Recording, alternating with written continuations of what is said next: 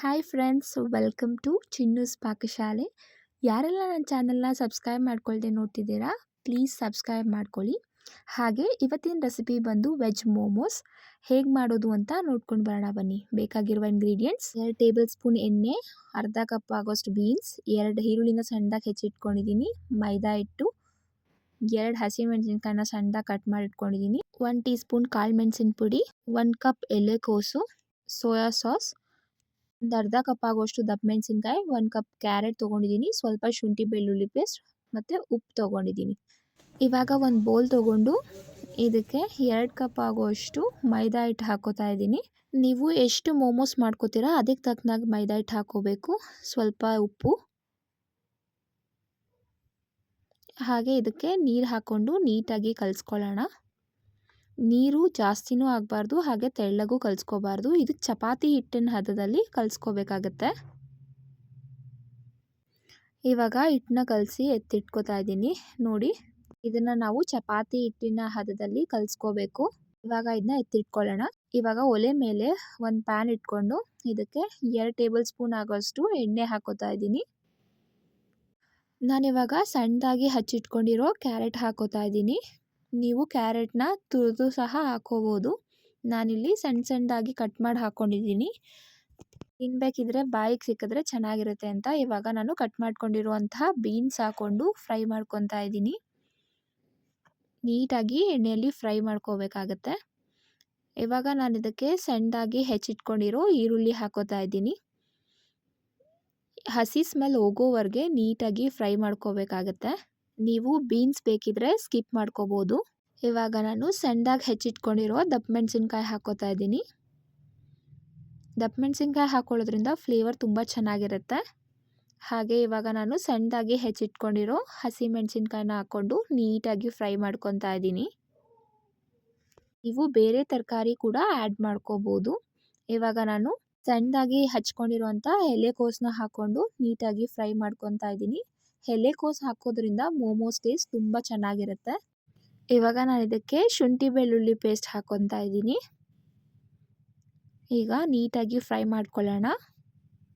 ನಾನಿವಾಗ ಇದಕ್ಕೆ ಸ್ವಲ್ಪ ಉಪ್ಪು ಹಾಕೋತಾ ಇದ್ದೀನಿ. ಉಪ್ಪು ತರಕಾರಿಗೆ ಹಿಡೀಲಿ ಅಂತ. ಇವಾಗ ಇದನ್ನೆಲ್ಲ ನೀಟಾಗಿ ಮಿಕ್ಸ್ ಮಾಡ್ಕೊಳ್ಳೋಣ. ನಾನಿವಾಗ ಇದಕ್ಕೆ 1 ಟೀ ಸ್ಪೂನ್ ಆಗುವಷ್ಟು ಸೋಯಾ ಸಾಸ್ನ ಹಾಕೋತಾ ಇದ್ದೀನಿ.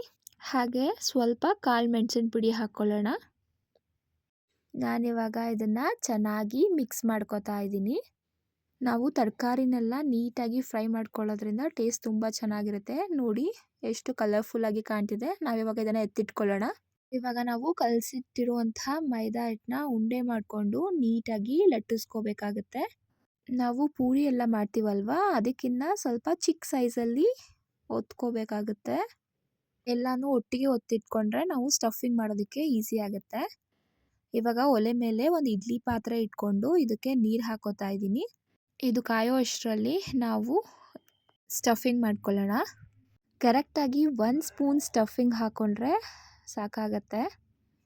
ಇವಾಗ ನಾವು ನರ್ಗೆ ರೀತಿಯಲ್ಲಿ ಮಾಡಿಕೊಂಡು ಮೋದಕ ಎಲ್ಲ ಮಾಡ್ತೀವಲ್ಲ, ಅಥವಾ ಒಬ್ಬಟ್ಟು ಹೂರಣ ಹೇಗೆ ಹಾಕ್ಕೊಂಡು ಮಾಡ್ತೀವಿ ಅದೇ ಥರ ಈ ಥರ ನೆರ್ಗೆ ರೀತಿಯಲ್ಲಿ ಮಾಡ್ಕೋಬೋದು. ಅಥವಾ ಯಾರಿಗೆಲ್ಲ ಈ ಥರ ಮಾಡೋದಕ್ಕೆ ಬರಲ್ಲ ಅವರು ಕರ್ಜಿಕಾಯಿ ಮಾಡ್ತೀವಲ್ಲ ಆ ಶೇಪಲ್ಲಿ ಕೂಡ ಮಾಡ್ಕೋಬೋದು. ಅಥವಾ ಕರ್ಜಿಕಾಯಿ ಪ್ರೆಸ್ಸಿಂಗ್ ಬರುತ್ತಲ್ಲ ಅದನ್ನು ಕೂಡ ಯೂಸ್ ಮಾಡ್ಕೋಬೋದು. ನೋಡಿ ಈ ಥರ ಬಂದಿದೆ. ಇವಾಗ ನಾನು ಮತ್ತೆ ಇನ್ನೊಂದು ತಗೊಂಡು ಸ್ಟಫಿಂಗ್ ಮಾಡ್ಕೊತಾ ಇದ್ದೀನಿ. ನೋಡಿ ಈ ಥರ 1 ಸ್ಪೂನ್ ಹಾಕ್ಕೊಂಡ್ರೆ ಸಾಕಾಗುತ್ತೆ. ಸ್ಟಫಿಂಗ್ನ ನೀಟಾಗಿ ಹಾಕ್ಕೊಳ್ಳಿ. ಹಾಕ್ಕೊಂಡಿಲ್ಲ ಅಂದರೆ ಬೆಂದ ಮೇಲೆ ಮೋಮೋಸ್ ಶ್ರಿಂಕ್ ಆಗಿಬಿಡುತ್ತೆ. ಇವಾಗ ನಾನು ಉಳಿದಿರೋ ಎಲ್ಲದಕ್ಕೂ ನೀಟಾಗಿ ಸ್ಟಫಿಂಗ್ ಮಾಡಿ ರೆಡಿ ಮಾಡ್ಕೊತಾ ಇದ್ದೀನಿ. ನೋಡಿ ನಿಮಗೆ ಕಾಣಿಸ್ತಿದೆ ಎಷ್ಟು ನೀಟಾಗಿ ಎಷ್ಟು ಚೆನ್ನಾಗಿ ಕಾಣಿಸ್ತಾ ಇದೆ ಅಂತ. ನಾನಿವಾಗ ಒಂದು ಇಡ್ಲಿ ಪಾತ್ರೆ ತಗೊಂಡು ಇದಕ್ಕೆ ನೀಟಾಗಿ ಎಣ್ಣೆ ಹಚ್ಕೊತಾ ಇದ್ದೀನಿ. ಎಣ್ಣೆ ಹಚ್ಕೊಳ್ಳೋದ್ರಿಂದ ಮೋಮೋಸ್ ಕಚ್ಕೊಳ್ಳೋದಿಲ್ಲ. ನೀವು ಪಡ್ಡು ಪಾತ್ರೆ ಕೂಡ ಯೂಸ್ ಮಾಡ್ಬೋದು. ಇವಾಗ ನಾನು ರೆಡಿ ಮಾಡ್ಕೊಂಡಿರೋಂತಹ ಮೋಮೋಸ್ನ ಪಾತ್ರೆಗೆ ಹಾಕ್ಕೊತಾ ಇದ್ದೀನಿ. ನಾವು ಹಾಕ್ಕೊಂಡಿರೋ ತರಕಾರಿ ಮತ್ತು ಮೈದಾ ಎಲ್ಲ ನೀಟಾಗಿ ಬೇಯಬೇಕಾಗತ್ತೆ.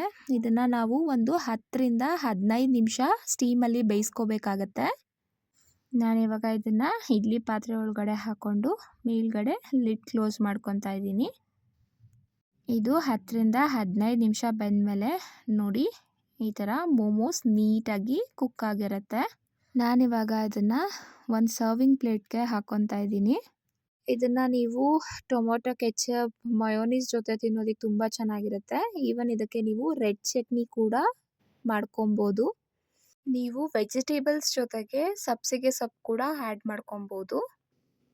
ಮಕ್ಕಳು ಯಾರೆಲ್ಲ ತರಕಾರಿ ತಿನ್ನಲ್ವೋ ಅವರಿಗೆ ಈ ಥರ ಮೋಮೋಸ್ ಮಾಡಿಕೊಡೋದ್ರಿಂದ ಮಕ್ಕಳು ಕೂಡ ಇಷ್ಟಪಟ್ಟು ತಿಂತಾರೆ. ನಿಮಗೆ ಇವತ್ತಿನ ಈ ರೆಸಿಪಿ ಇಷ್ಟ ಆಗಿದ್ರೆ ಪ್ಲೀಸ್ ಲೈಕ್ ಮಾಡಿ. ನೀವು ಈ ರೆಸಿಪಿನ ಟ್ರೈ ಮಾಡಿ ಹೇಗೆ ಬಂತು ಅಂತ ನನಗೆ ಕಮೆಂಟಲ್ಲಿ ತಿಳಿಸಿ. Thanks for watching.